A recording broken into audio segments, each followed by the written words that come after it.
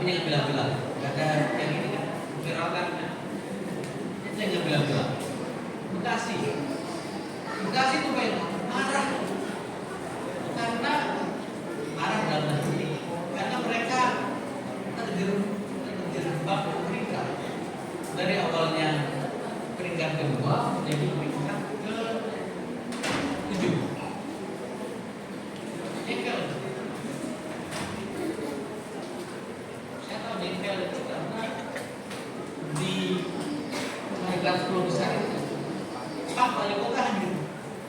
Tapi begitu tahu peringkat itu turun tajam, dia pasti kemudian diminta ketua Kesbangpol yang maju dan bupati itu keluar dan pamit tentu saja karena ya deklarasi seperti sekarang ada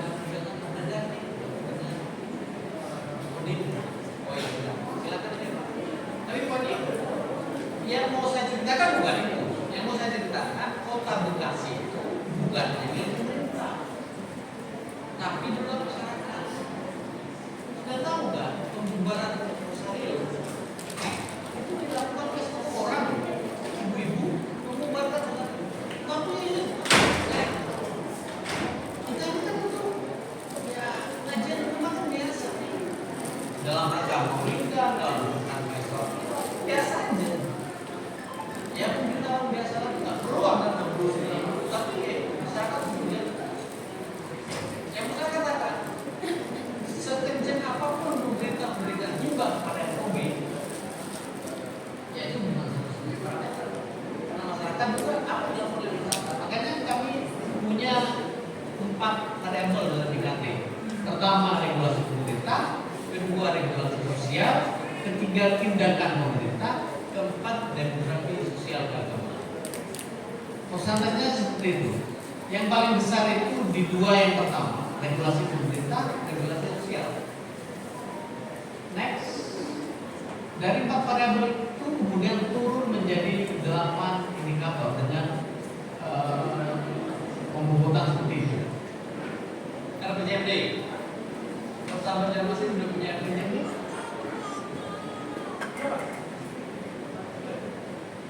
Sudah. Jadi kita akan cek RPJMD-nya karena tetangga sebelah, saya tidak mau sebut nama kotanya, salah satu kota di Kalimantan itu punya RPJMD sampai hampir 500 halaman, tapi tidak ada yang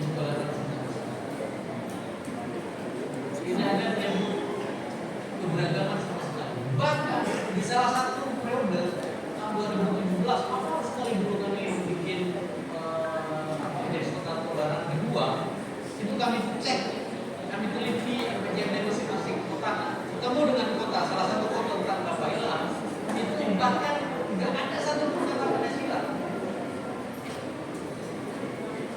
Jadi RPJMD itu salah satu yang kita nilai, kita periksa. Jadi kalau Mas Manjid dan tim FOB waktu itu kita rapor itu ke belakang dikit, ke belakang itu buka RPJMD kita bapak. Yang kami periksa satu-satu. Sebagiannya yang ada di satu tim IKT namanya tim Jogja. Kami punya 11 orang yang mengambil tinggian dan memeriksa RPJMD. RPJMD itu penting karena RPJMD kemudian turun jadi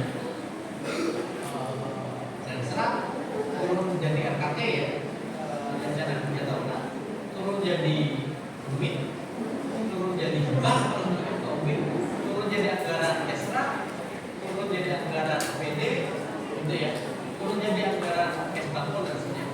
Jadi itu penting. Tapi apakah RPJMD itu sebagai satu enggak? Makanya RPJMD itu dia bobotnya hanya 10%. Yang lain adalah kebijakan Pemkot. Kebijakan pemerintah kota itu dicek yang positif, yang progresif untuk kemajuan toleransi, atau yang restriktif, yang dia menghambat kemajuan toleransi. Kemudian ada peristiwa intoleransi. Saya mau kasih contoh tadi Bekasi itu sepanjang tahun 2024 itu ada 4 isu besar yang masuk dalam sektor kami. Intoleransi. Kalau kita cek yang 5 besar,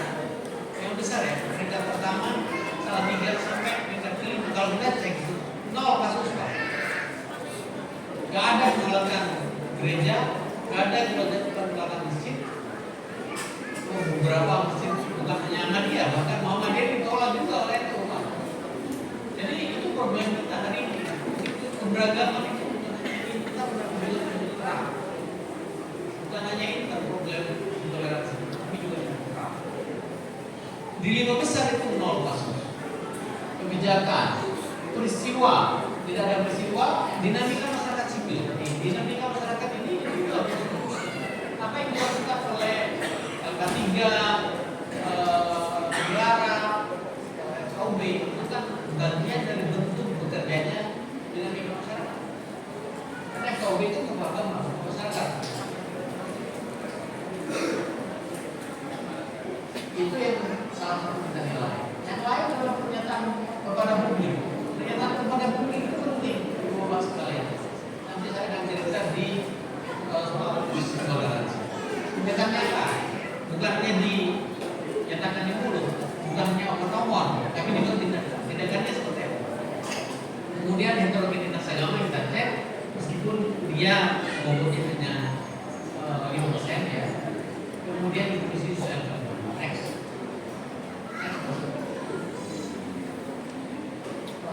Skornya 1/7. Seluruh kota, asumsinya kota itu lebih heterogen dibandingkan kabupaten. Yang sangat teknikal di validitasnya itu dalam pemberian basis sumber adakan pertemuan dengan orang ahli dalam wawancara. Jadi kalau ada case, termasuk yang tadi ya, 4 kasus di sebuah kota, kita verifikasi. Karena ada peristiwa intoleransi yang juga hoax. Kasusnya tidak ada, tapi di medianya viral. Kita verifikasi, kita wawancara dengan masyarakat sipil di kota kita ini. Next. Terus, ini yang tadi disebut oleh Pak Ilham ya. Saya akan elaborasi sedikit ya. Ekosistem toleransi. Saya kalau melihat data-data itu, kemudian ditanya apakah mungkin 10 besar itu terjerembab menjadi peringkat 90? Tidak mungkin. Kenapa? Karena ekosistem toleransinya itu tertutup. 10 itu tergelincir paling ke 20 besar. Paling jelek itu di tengah, tapi tidak akan pernah ke bawah. Karena apa? Karena ekosistem toleransinya itu sudah terlalu baik dibandingkan yang lain. Ekosistem toleransi itu dipengaruhi oleh beberapa hal. 1, political leadership. Kasus GKS seberapapun tidak semua happy dengan penyelesaian kasus GKS di Bogor, itu bermula penyelesaiannya dari politik. Kasus GKS, kasus antara di Bekasi itu selesai, kasusnya 8 tahun. GKS itu kasus sosialnya 15 tahun, kasus hukumnya 13 tahun. Kasus antara kasusnya itu 8 tahun, gak selesai. IMB sudah keluar tapi nggak pernah bisa berdiri gereja Santa Clara, gereja Katolik di Bekasi. Tapi kemudian bisa berdiri. Yang memungkinkan berdiri siapa? Wali kota. Suatu ketika ada demo yang dilakukan oleh kelompok dan demonya itu menuntut agar IMB gereja Santa Clara itu dicabut. Lalu ada seorang wali kota namanya Rahmat Effendi menghadapi demo dan kemudian bilang, daripada saya mencabut IMB gereja Santa Clara, baik saya ditembak. Saya tahu tangannya. Lihat yang terjadi. Berikutnya semua berbondong-bondong untuk menyukseskan pendirian gereja Santa Clara. Tidak ada lagi kelompok internal yang berani. Dan itu bagian dari political leadership. Kadang yang dibutuhkan hanya itu. Bima Karya ketika kasus GKS itu nggak selesai, dia datang ke kantor. Ibu bapak sekalian bisa baca statement saya dan statementnya Pak Bima itu di